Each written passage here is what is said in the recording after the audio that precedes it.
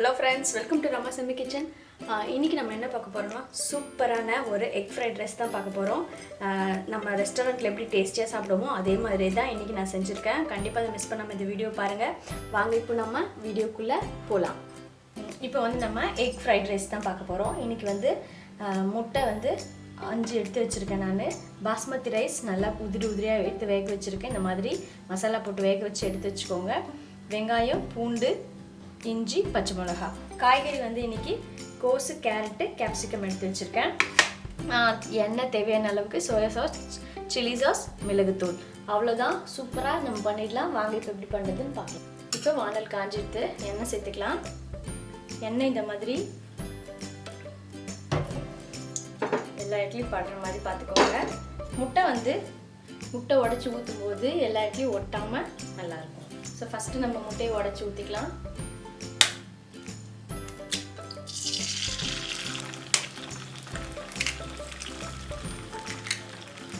முட்டையை லைட்டாக கலந்து வச்சுக்கலாம்.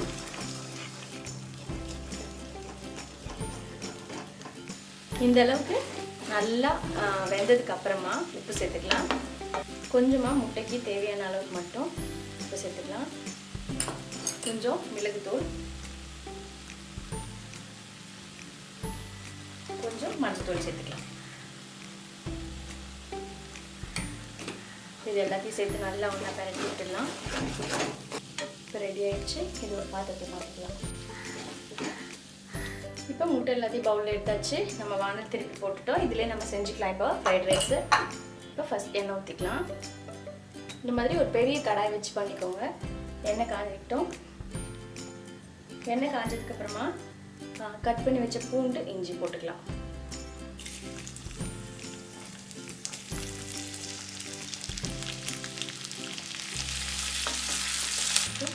பச்சை மிளகாய் போட்டுக்கலாம்.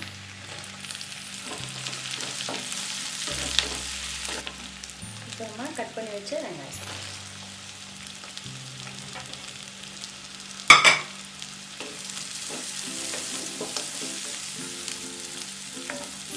வெங்காயம் கொஞ்சம் வதங்கினதுக்கப்புறமா கேரட்டு போட்டுக்கலாம். பச்சை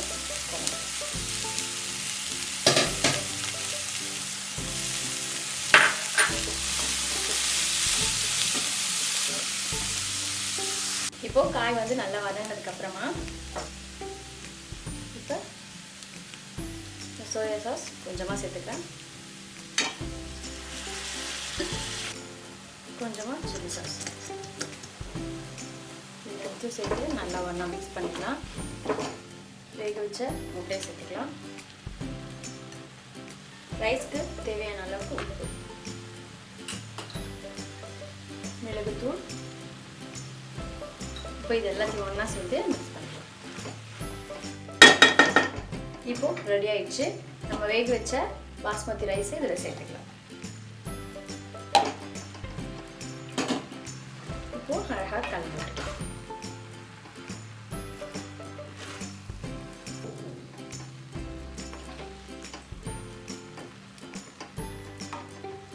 சூப்பராக இப்போ நம்மளோட ஃப்ரைட் ரைஸ் ரெடி ஆகிடுச்சு பாருங்கள்.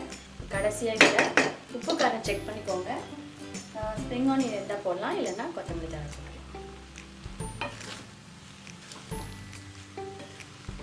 நீங்களும் இதே மாதிரி ட்ரை பண்ணி பாருங்கள். ட்ரை பண்ணி பார்த்துட்டு உங்கள் லைக் கமெண்ட்ஸ் அனுப்புங்க. நம்மளோட சூப்பரான ஃப்ரைட் ரைஸ் ரெடி.